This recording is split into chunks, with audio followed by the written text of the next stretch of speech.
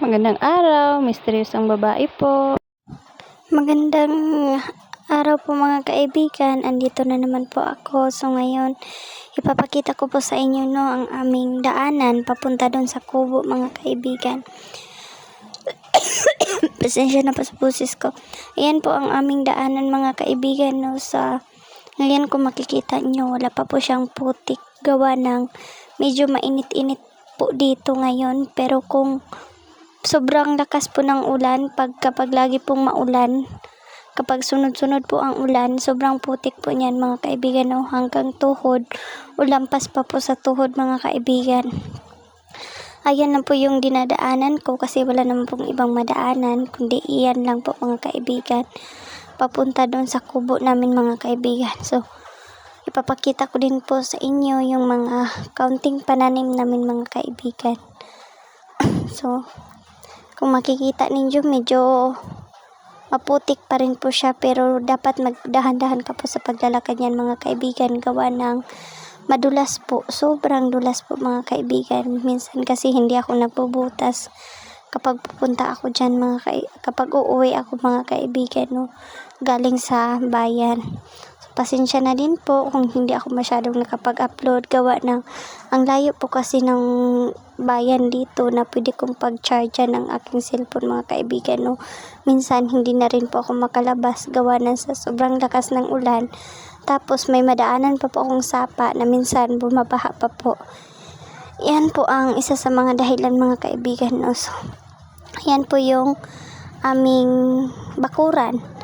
Ayan po yung kubo at saka yung bakuran. So, yan po mga kaibigan. Pasensya na po kung medyo makalat po yung kubo namin mga kaibigan. Hindi pa po ako nakapaglinis gawa ng busy din po kami sa pagtatanim mga kaibigan. Ayan po doon po yung daan papunta sa aming bukid. So, ipapakita ko po sa inyo ang aming mga pananim ngayon mga kaibigan. Sa ngayon, nagtatanim pa po kami ng sayote. Sayote lang po at saka kunting mais. Gawa ng po kasi nalalanta. Sa lagi pong maulan dito, nalalanta po yung mga pananim mga kaibigan. Ang hirap po magtanim kapag laging nalalanta ang mga pananim mga kaibigan. Ayan po yung daanan namin papunta dun sa bundok. Pasensya na po kung medyo maguloy po yung salita ko po mga kaibigan, parang nalilito na lang po kasi ako. Pasensya na po. So ayan,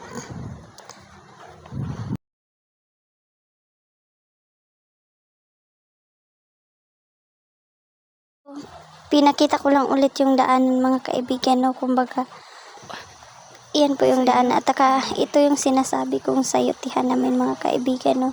Ayan po siya, pero sobrang mura lang po ng sako ngayon mga kaibigan. Yung isang sako po mga kaibigan, 150 pesos lang po. Tapos ang layo pa po ng kailangan namang lakarin. Buhatin namin yung sayote, tapos 150 lang po yung isang sako. Kaya yun, pero laban pa din po sa buhay mga kaibigan. Kasi wala naman po tayong ibang choice kundi lumaban. So, ayan po yung pananim namin ngayon mga kaibigan. Yung mais hindi ko pa po may papakita sa inyo gawa ng medyo may kalayuan din po, hindi po kasi magkatabi yung sayotihan at saka yung maisan. Sa susunod ipapakita ko po sa inyo kung paano po kami nagtatanim at paano kami naglilinis ng aming mga pananim mga kaibigan. So, ayan po ang aming sayotihan mga kaibigan. Sa susunod mga kaibigan, ipapakita ko po sa inyo kung paano namin nililinisan itong aming maisan at ang aming sayotihan. God bless!